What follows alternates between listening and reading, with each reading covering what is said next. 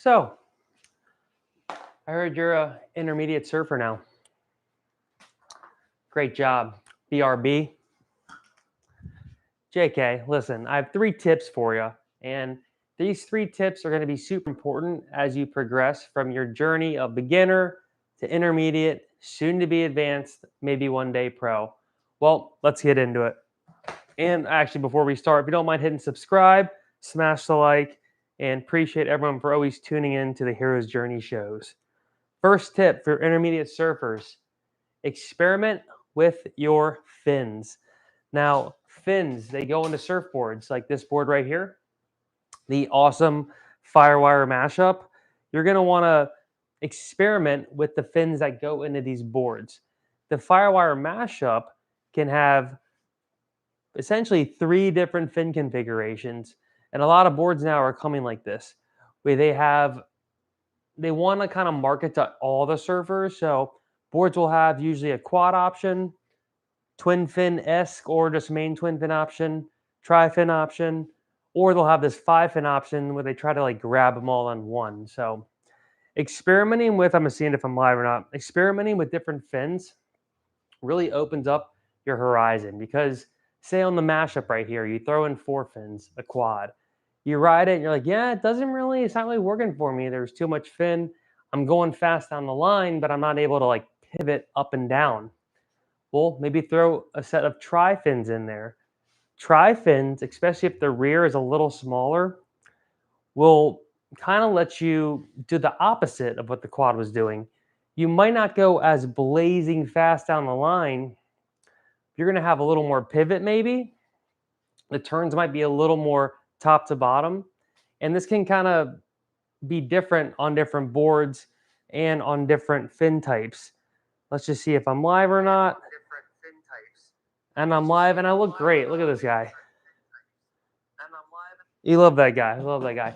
And also, funny story, I actually filmed this whole live stream and I realized my mic had like shut off as I made it into a USB interface. Long story short, I had the crappiest audio ever, and I split that second decision to re-record. So lucky for y'all, I'm re-recording this literal whole live stream. It was only 10 minutes, but as I was getting back to the fin setup, so you're using the tri-fins in the mashup, and it's working great. Then now you're like, one day I want to even be like looser. I want to just like be throwing the board around, whippy dippy. We'll throw a pair of twin fins in there, and that'll make it pretty much like a very loose truck skateboard, and you'll just be sliding up and sliding down. But you'll lose some of that direct drive you'll get with the quad fins. So you experiment with fins because they really show you how different little minute changes in the board can really be. Because if changing fins can change a board so much, how do you think different sizes and shapes and tails and contours and volume and thickness and boxiness, how does that all also make boards rides different? So it goes to show that little changes can make big changes. But fins are one of the main things where the board's already made, but you want to change how the board feels. The fin's going to do the most out of everything else to like create a new feeling in the board. So tip number one, experiment with your fins in all your boards. Tip number 2 is start like traveling. Like as all the Gen Z saying, I love travel. Be like the Gen Z travel dudes and girls. Go traveling. Because you're actually going to experience a whole deeper level of culture and travel than people that are just traveling. And let me explain here, because you're going to go to these locations and you're actually going to go to like the sacred ocean. And then you're going to engage with culture that is way beyond just shopping and eating the food and seeing the spots. A lot of these breaks you're going to go travel to surf to, they exist because of the surf, in terms of that's one of their main cultural draws. And you actually experiencing that level of tourism with them and them seeing that, it kind of creates this like new bond that really is hard to explain until you start traveling internationally for surfing and really start like seeing what that world is. And it also makes you grateful for what you have like I live in America, and makes me really grateful because some of these places you're going to go surf, it's going to be sometimes hard to swallow how these people have to live. I mean, I used to travel to Nicaragua one time, and even around there, I mean, there was villages where people were living in houses made of mud, and there weren't toilets. And this is on your way to the surf break. So where are you really going to see this kind of stuff unless you're going on these surf vacations? Like, when are you going to go on a vacation to a poor country and kind of see through your own eyes these people's lives? It's one thing to hear about it on the news and to see it on the TV and the internet. So when you're actually there experiencing that, it makes you, I think, more humane, and really just goes to show like how like this one thing of surfing brought you to this place you never go. You meet these people you would never meet, and it's a really cool experience.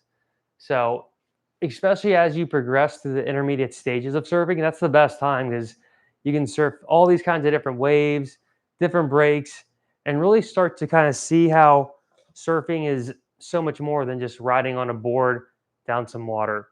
You're going to experience stuff you would never experience unless you surf. Excuse me. I mean, I've been to Indonesia, I've been to Australia, New Zealand, Morocco. Um, I mean, even those right there, Puerto Rico, Nicaragua, Panama, all these places I would have never went unless it was for a surf trip. And most of the stuff I remember isn't even the surfing. So you could really just go travel, and just when you travel, go to cool surf spots. This is gonna just like create this whole new world. And once you start having disposable income to do this even more, there's not really any better kind of things to do to experience in life than like going on cool surf trips. So, and then part B to this too is like travel within your local little sector. Um, Now I'm not saying to go like blow out spots and just show up at random spots, but like start to surf around your areas. Don't just go to your same locals every day. Try to go to a couple of different locals. Have your face seen places. This will kind of help you establish the credibility in the lineup because it is unfortunate that there is this thing called localism in surfing, and it's because surfing and waves are a scarce resource. At surf parks, there isn't localism because you're going to get your wave. On the ocean, there might only be 3 set waves today, and there's 10 of us, and I don't know I'm going to get my wave. So who is this random new person that's coming out here out of nowhere, decreasing my odds even more? So the logic does make sense to why localism in surfing exists, even more so than skateboarding, snowboarding, these other sports or activities that seem inclusive.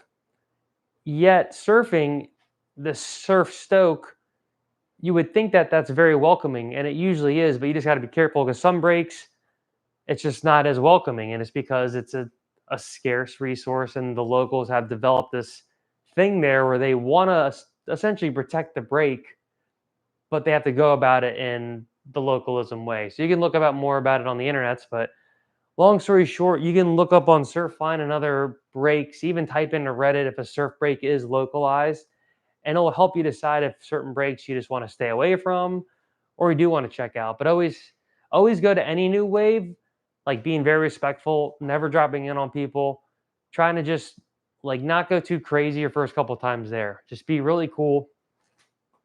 Don't act like a total newbie, but understand that some people have surfed there every day for 10, 20 years, and so they might notice you, but you want to kind of just play it cool as you travel to your locals. All right, third tip for your 3 tips for intermediate surfing, and it's kind of a combo of the beginner tip, is continue to become a waterman. Like learn tides, learn winds, learn swells, learn how certain breaks break differently on certain ones of those. Even the moon is connected to the tides, and we're all connected, man. It's crazy, man.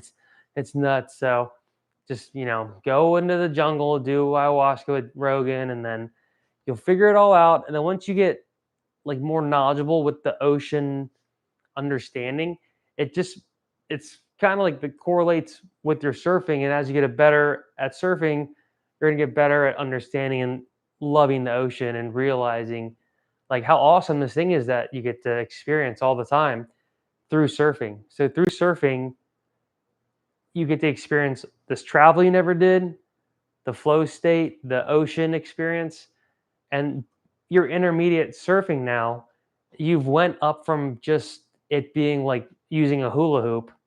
So now you're entering into like it's becoming your lifestyle and a way of life and like a lifelong thing. You can start to really see how wow, this is like a pretty cool like sport I can keep doing for the rest of my life if I stay healthy. And it actually like I like going surfing. I like checking out new ocean spots. Like this is kind of becoming a purpose for me. And you can really start to see how why surfing is so popular, so loved, and even so admired by people in Ohio who have never surfed before. So, all right, guys, those are the 3 tips for intermediate surfing. Tip number 1, try different fins, experiment with your fin setup. Tip number 2 for intermediate surfers is I can't even remember. I already forgot. Travel. Travel to different surf breaks, different local breaks, travel internationally. Be careful, but definitely go check out some spots. It'll change your whole perspective on everything way beyond surfing. Tip number 3 for intermediate surfers is continue your journey to become like a master waterman. Laird Hamilton is your idol, and that is who you want to become. So, till next time. Oh, wait, before we leave, you need to stop. Click right there. See the subscribe? Just click it. Click, click, click, click, click. If you want to click the bell, click the bell. But we got to up the subscribers. A lot of you guys who watch, you're not subscribed. And I stay up at night and I'm like, oh, why aren't they subscribing? Like, what's wrong with me? Like, I take it very personally. So if you could just smash subscribe, it costs you nothing. You could even drop some of these super thanks for like these old chats. Who drop me money. The money's cool too. Super chats, money. I'm not above it. I'm not above it.